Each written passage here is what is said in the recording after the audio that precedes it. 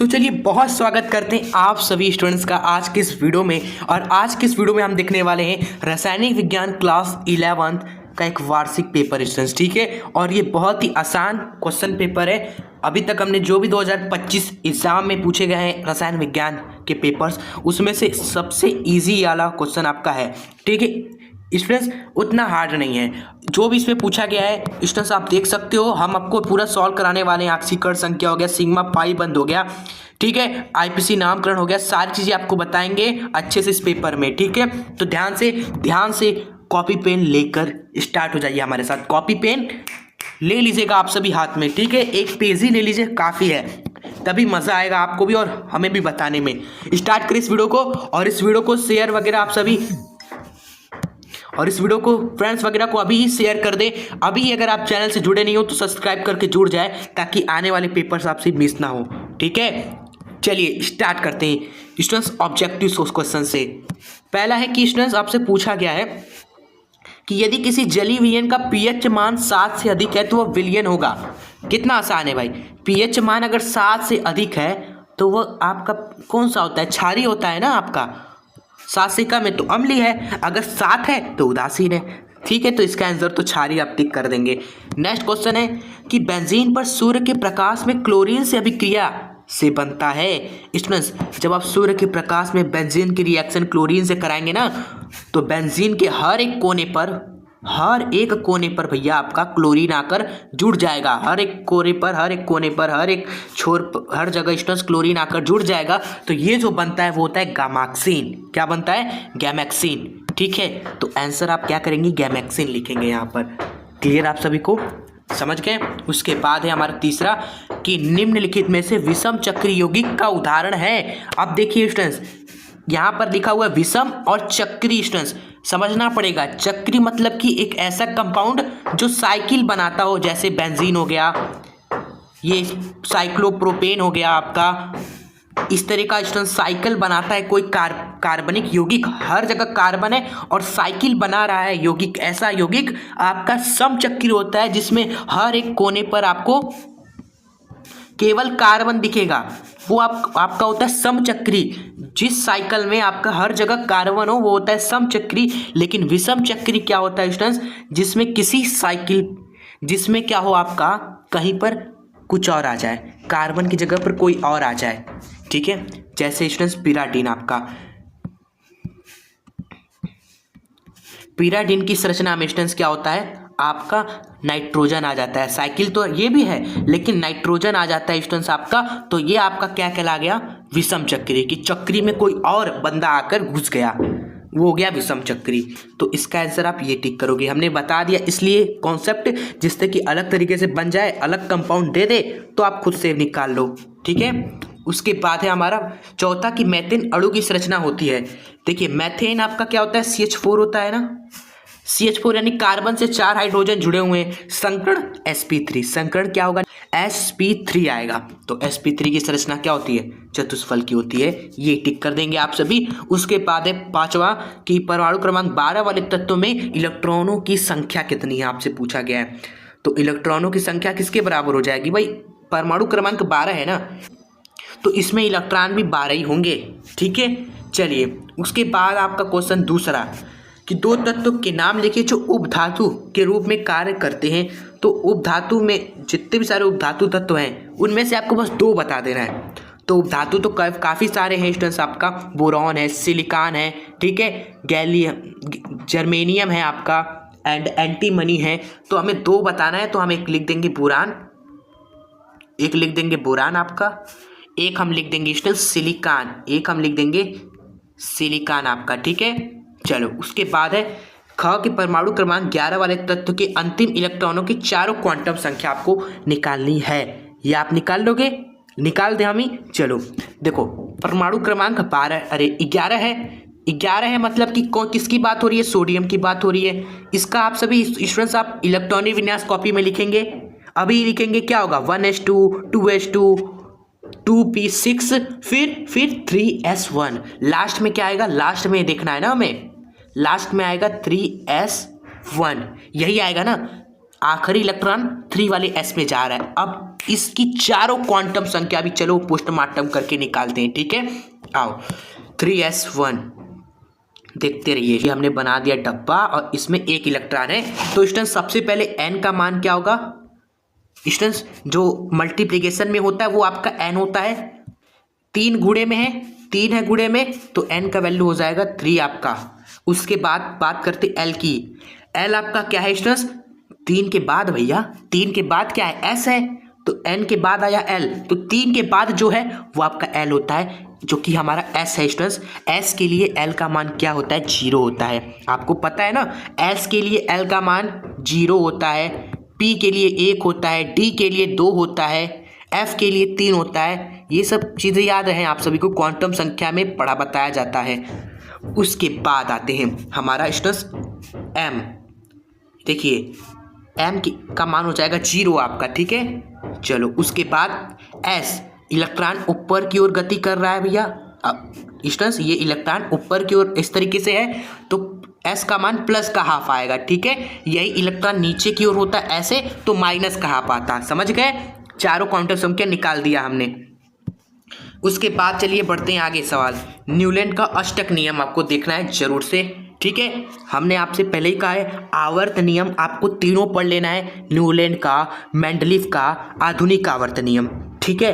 तीनों में से स्टूडेंट्स कुछ भी आ सकता है आपके पेपर में, ठीक है। और ये तीनों एक ही वीडियो में हमने बताया भी है, 1 वीडियो में आवर्त नियम तीनों महत्वपूर्ण हमने बताए हैं। आप चाहो तो आवर्त नियम एजुकेशन शास्त्र सर्च करके पढ़ सकते हो एक ही बार में, ठीक है।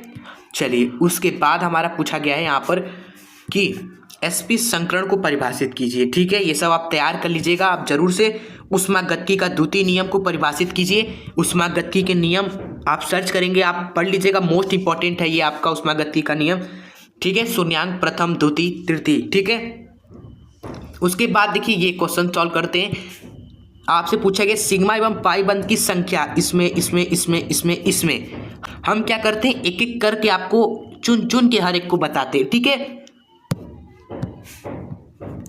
और आई होप आप कॉपी पे लिए ही होंगे। तो सबसे पहला स्ट्रक्चर आपका ये है, कॉपी में बना लीजिए आप सभी। इसमें देख आइए काउंट करते कितना सिग्मा है, कितना पाई बंध है, ठीक है। चलो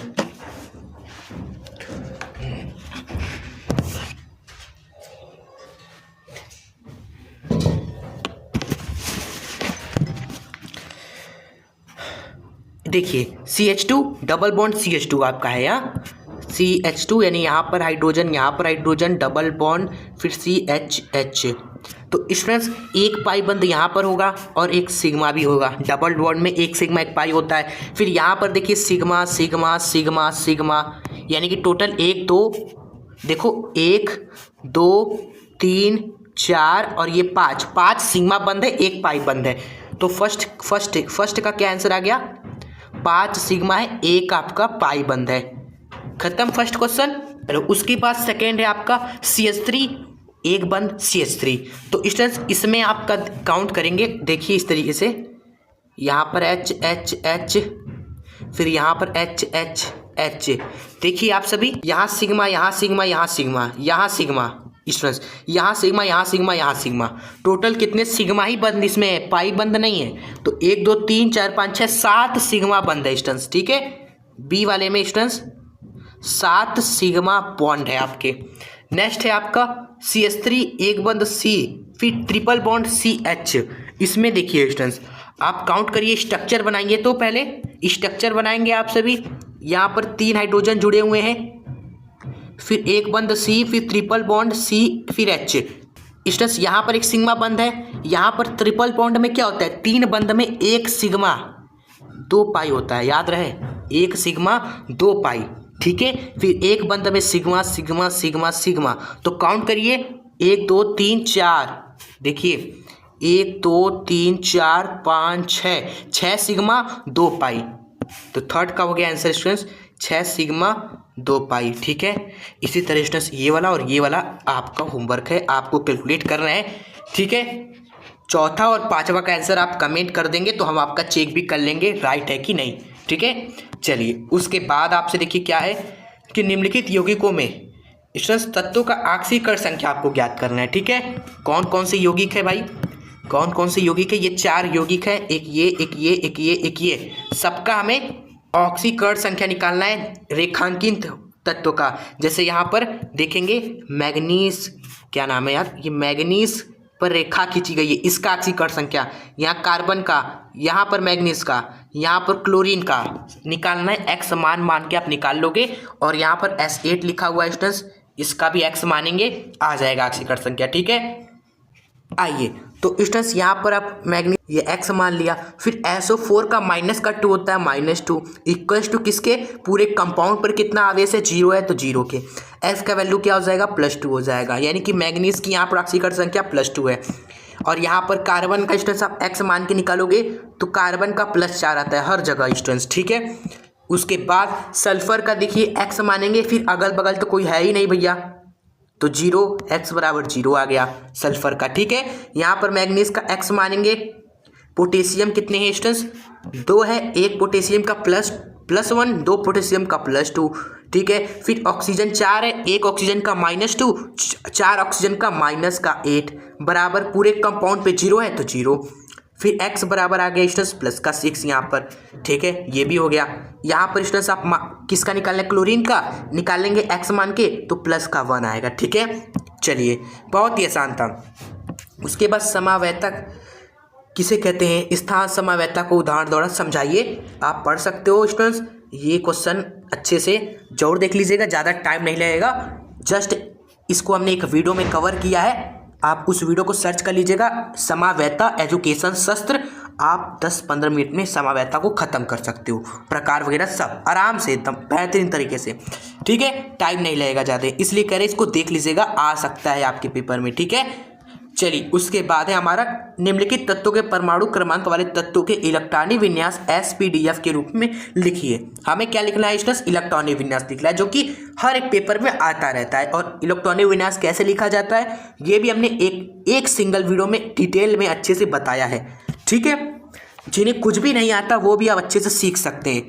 पहला है 10, 15, 19, 21, इन तत्वों का इलेक्ट्रॉनिक विन्यास आप लिखिए, S1, S2, S3, इस तरह के अबाउ का नियम यूज करके। ठीक है, उसके बाद यहाँ पर इस क्वेश्चन में आपसे साम्य स्थिरांक Kc का मात्रक पूछा है, क्या आएगा। ठीक है, तो साम्यावस्था स्थिरांक Kc क्या हो जाएगा स्टूडेंट्स, देखिए NH3 है 2 बार, तो ऊपर NH3 की सांद्रता का स्क्वायर, नीचे स्टूडेंट्स इधर देखिए इस तरफ में N2 है और 3H2 है, तो एक तरफ नीचे लिखोगे N2 की सांद्रता, फिर H2 की सांद्रता, और H2 3 बार है तो इसकी घाते 3 आ जाएगा।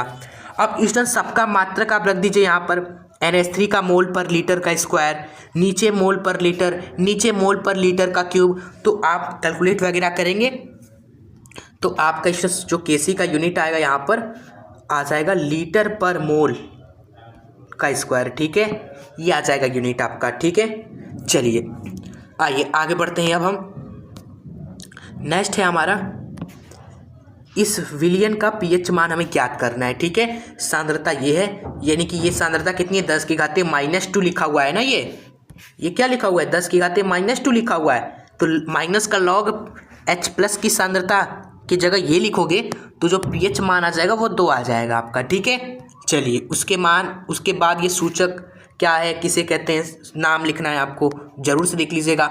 हम IPC नामकरण पे आते हैं, ये देखिए क्या है, ये आपका लिखा हुआ है मेथेनोइक अम्ल, ये तो आसान है ना, ये तो मेथेनोइक अम्ल लिखा हुआ है। उसके बाद ये देखिए स्टूडेंट्स CH3OCH3 स्टूडेंट्स, ये आपका क्या है, मैथिल है, ये आपका क्या है, मैथिल है, तो 2 बार मैथिल आ गया तो स्टूडेंट्स डाई मैथिल लिखोगे आप सभी, क्या लिखोगे, डाई मैथिल, इस तरीके से डाई मैथिल, और ये एक ईथर है इसलिए ईथर भी चिपका देंगे साथ में। ठीक है, तो नाम हो गया डाई मैथिल ईथर IPC इसका। उसके बाद है हमारा ये CH3CH2OH, ये कितना आसान है भाई, 1 2 नंबरिंग किया, 2 कार्बन, और अल्कोहल के लिए आल जोड़ते हैं तो 2 कार्बन के लिए तो हो गया हमारा क्या, एथ, और अल्कोहल है तो स्टस नाल एथेनॉल हो गया ये भी। उसके बाद इसको देखिए, यहाँ तो बस 3 कार्बन है, 3 कार्बन है। ठीक है, 3 कार्बन, वो भी सिंगल बॉन्ड, तो इसका नाम तो हो जाएगा का प्रोपेन। कितना आसान है, यहाँ पर आसान आ गया स्टूडेंट्स, इसलिए बोला जा रहा है। नहीं तो एफसी नाम थोड़ा सा और हट के आता है, थोड़ा सा शाखा वगैरह उसमें रहता है। चलिए उसके बाद हमारा है ये सार्थक अंक बताइए स्टूडेंट्स। ये देखिए इसमें 4 सार्थक अंक है, इसमें स्टूडेंट्स 2 सार्थक अंक है, ये भी हो गया। उसके बाद ये जो रिएक्शन है, इस रिएक्शन के लिए आपको केपी व केसी में संबंध बताना है, ठीक है। चलिए, और थैंक्स टू रहमान जिन्होंने यह पेपर सेंड किया, जिससे मैक्सिमम स्टूडेंट्स की हेल्प हो पाएगी, वो समझ पाएंगे कि कैसे एग्जाम्स में सवाल आएंगे, ठीक है, क्या क्या आएंगे, किन किन चीज़ों पे हमें फोकस करना है। और आप सभी के पेपर सेट करने से ही हम यहाँ पर आपको शो कर पाते हैं मैक्सिमम स्टूडेंट्स को, ठीक है। तो आप भी अपना एग्ज़ाम होने पर अपना पेपर जरूर सेंड कर दिया करें, ठीक है। व्हाट्सएप ग्रुप जो स्टडी ग्रुप है हमारा एजुकेशन शास्त्र का, जहाँ पर बहुत सारे स्टूडेंट जुड़े हुए हैं, वहाँ पर आप ज्वाइन होकर अपना पेपर सेंड करेंगे, जिससे मैक्सिमम स्टूडेंट जो जुड़े हैं उनकी हेल्प हो पाएगी, जो यहाँ पर यूट्यूब चैनल पे जुड़े हैं उनकी भी हेल्प हो पाएगी, ठीक है। जस्ट हेल्प ईच अदर, और कुछ नहीं। चलिए उसके बाद है लास्ट शीतले का नियम, जो कि अच्छे से हमने कहा था, यही आपको पढ़ना है। तो आपके एग्जाम में देखो आया है कि नहीं, ये मोस्ट इंपॉर्टेंट है आपका, ठीक है। उसके बाद है प्रयोगशाला में मीथेन गैस निर्माण की विधि को सचित्र वर्णन कीजिए और रासायनिक समीकरण भी लिखिए स्टूडेंट्स, ठीक है। उसके बाद आपका है स्टूडेंट्स निम्नलिखित को संतृप्त और असंतृप्त हाइड्रोकार्बन में वर्गीकृत कीजिए, ठीक है। संतृप्त स्टूडेंट्स ऐसा हाइड्रोकार्बन होता है जिसमें केवल सिंगल बॉन्ड हो स्टूडेंट्स, केवल स्टूडेंट्स सिंगल बॉन्ड होता है, डबल बॉन्ड का नामो निशान नहीं, ट्रिपल बॉन्ड का नामो निशान नहीं होता संतृप्त हाइड्रोकार्बन में। तो और असंतृप्त हाइड्रोकार्बन में स्टूडेंट डबल बॉन्ड भी होता है, ट्रिपल बॉन्ड भी होता है, समझ गए। तो देखो यहाँ पर किसमें सिंगल बॉन्ड है, किसमें डबल बॉन्ड है, किसमें ट्रिपल बॉन्ड है। जिसमें डबल बॉन्ड है, ट्रिपल बॉन्ड है कार्बनों के बीच में, वो आपका असंतृप्त है। जिसमें सिंगल बॉन्ड है केवल और केवल, वो आपका संतृप्त हाइड्रोकार्बन है, ठीक है। तो चला एक बार नज़र घुमाते हैं स्टूडेंट्स। ये जो आपका है स्टूडेंट्स, ये जो कंपाउंड है स्टूडेंट्स, ये आप पाएंगे इसमें हर जगह एक बंद है, ये आपका एक बंद है हर जगह, इसलिए ये संतृप्त है। एंड यहाँ पर आप पाएंगे इसमें डबल बॉन्ड मौजूद है स्टूडेंट्स आपका, इसलिए यहाँ पर ये असंतृप्त है। और ये भी स्टूडेंट्स असंतृप्त है, यहाँ पर भी आप पाएंगे ये भी असंतृप्त है, ठीक है। ये आपका संतृप्त है, तो ये और ये संतृप्त है और बाकी सभी के सभी असंतृप्त हाइड्रोकार्बन है, ठीक है। चलो ये पेपर आप स्टूडेंट्स यहाँ पर एंड होता है। कैसी लगी आज की ये वीडियो आप सभी कमेंट में ज़रूर बताइएगा, ठीक है, ज़रूर से।